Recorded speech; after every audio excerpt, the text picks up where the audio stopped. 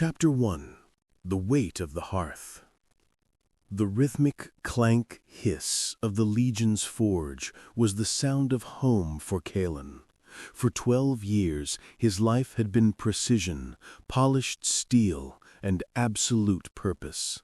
He was a captain in the Iron Legion of the Citadel of Aethel, the most disciplined force in the northern marches.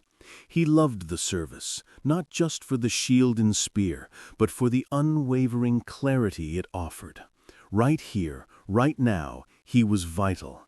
He was a piece of the great machine that kept the realm safe, and his heart swelled with that pride every time he strapped on his embossed leather cuirass. The Legion was a perfect clockwork of duty, a refuge from the unpredictable chaos of the world outside the Citadel's high walls. He had risen through the ranks quickly, admired for his calm tactical mind and his almost uncanny ability to read a situation before the first drop of blood was spilled. His comrades, like Torvin, the taciturn shield-bearer, and Lissa, the sharp-eyed archer, were closer to him than family. They were the 3 points of the spearhead, the Legion's most effective rapid response team. He lived and breathed the Legion's code: duty, discipline, defense. Just this morning, the 3 of them had been in the main courtyard, the chill northern air stinging their cheeks as they ran drills. Kaelen had taken on Torvin, a man built like a granite statue who wielded his tower shield with balletic grace. Torvin, despite his size, was rarely stationary, relying on jarring momentum and quick shifts in weight to keep opponents off balance. "Captain," Torvin grunted, his voice muffled by the helm, as he slammed the edge of his shield into Kaelen's practice sword, deflecting the blow with a shower of harmless sparks. "Your footwork is sloppy. You're favoring your left knee. Head's not in it." Kaelen parried quickly, the practiced motion automatic, yet the rebuke was fair. His mind was miles away, picturing the jagged, carbonized line creeping up the wooden wall outside his cabin. Just distracted, Torvin, another long night watching over Meira. Lissa, perched casually on a parapet 30 yards away, drew her bowstring back, the leather groaning slightly.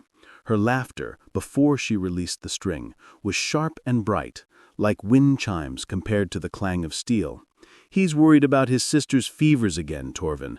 Give the poor man a moment of weakness." Or, she paused, her eye sighting down the shaft, "He'll give us one."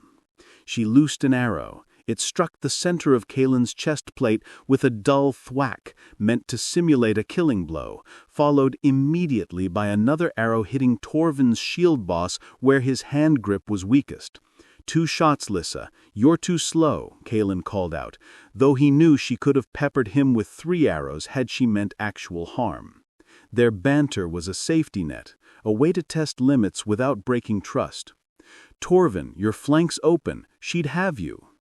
"Only if you stopped being bait," Torvin retorted, finally forcing Kaelen back 2 paces with a well-aimed shield bash that jarred his teeth. "You're predictable when you're worried, Captain. The enemy will notice that before I do." This was their life, a constant, challenging rhythm of trust, skill, and unspoken loyalty that anchored Kaelen. They relied on Kaelen's quick mind and judgment, and he relied on their unflinching precision. For 12 years, the Legion had been a bulwark against the world's chaos, and Kaelen was one of its most solid stones. But while the Citadel walls protected the realm, they could not protect Kaelen's only family left, his younger sister, Meira. Meira was his personal reason, a terrifying and beautiful secret that had begun to rot the foundations of his soldier's life. She was a flicker, a person born with the raw, uncontrolled gift of the Wildfire. Her magic wasn't the neat academic channeling of the Citadel's battle mages, which could be shaped and controlled through runes and decades of study. It was pure, volatile, primal flame. The flashes came unpredictably, triggered by strong emotions, fear, anger, sometimes even joy. For years, he had managed her condition, giving her smuggled herbs from the eastern border to dull the surges and insulating their small cabin outside the barracks with layers of specialized clay. To the world, he had simply told them she was sickly, prone to high fevers that kept her indoors, and weak. Lately, the fevers had become eruptions. The clay walls were cracking, the herbs losing their potency.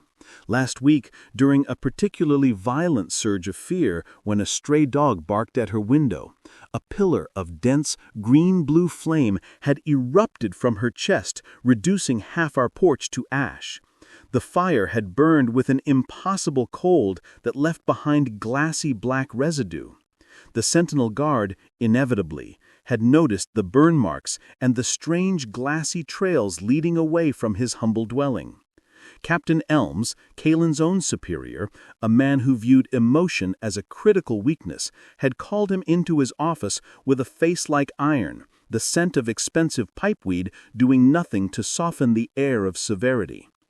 "Kaelen, you've been asked before about the girl's ailment," Elms stated, his finger stabbing down on a report detailing unexplained thermal event, Sector 7.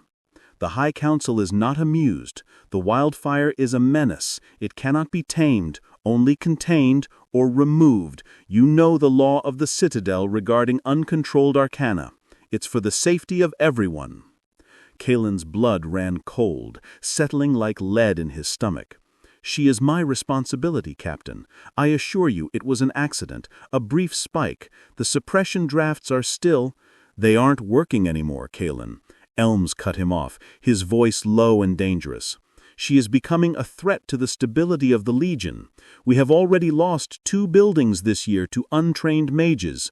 You have 3 choices. 1. Deliver her to the Conclave for containment. Containment means being locked in a dampening cell until her volatile energy consumes her entirely, forcing her life out in a slow, agonizing fire. Unthinkable. Kaelen would sooner turn his own sword on the High Council. 2. Execute the order yourself to avoid greater pain and shame for the Legion. Or 3, Captain, submit your immediate resignation, leave the Citadel lands, and take your problem with you. You must abandon your rank, your pension, and all association. We will tolerate your choice because of your 12 years of service and your spotless record, but you are not to return while the girl remains a danger to the public. You have until dawn." Kaelen chose the 3rd option before he left the room, his acceptance, a single heavy word that sealed his fate. Done. The Legion was his life, but Meira was his soul. He couldn't risk her safety or freedom for his pride or his career. The resignation papers were submitted that night. He spent his final hours in the Citadel's Grand Library, ignoring the ache of his broken career and the crushing weight of leaving Torvin and Lissa without a word of explanation. Their confusion and eventual contempt would be a sacrifice he had to bear alone. He didn't need containment or execution. He needed a cure, a legend, something impossible. He dove into the dusty, forbidden texts detailing the old world, scrolls and codices rarely touched by the current battle mages, focusing on forgotten elemental magic and legendary botanical cures, hoping to find a loophole in the ancient laws of magic. After hours of fruitless searching, tracing faded lines and translating fragmented runes, his hand brushed against a thin, brittle scroll hidden beneath a stack of administrative reports. A scroll that should not have been there, perhaps placed by a sympathetic scholar long ago. It depicted an abstract, glowing flower rendered in vibrant, impossible colors, and the ancient script detailed a single obscure reference. The wildfire's temper may only be calmed by the whisperer of the thorn ridge, who guards the Glimmerheart Bloom. Seek the sign of the triple star, where the northern rivers converge. The whisperer, a hermit, a witch, a sage, or perhaps just a madman, Kaelen didn't care. It was a person, an object, a name, and a specific location. It was a lead, a single thread of hope to pull in the vast darkness.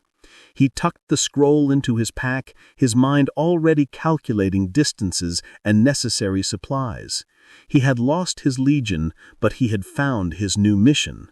The journey had begun.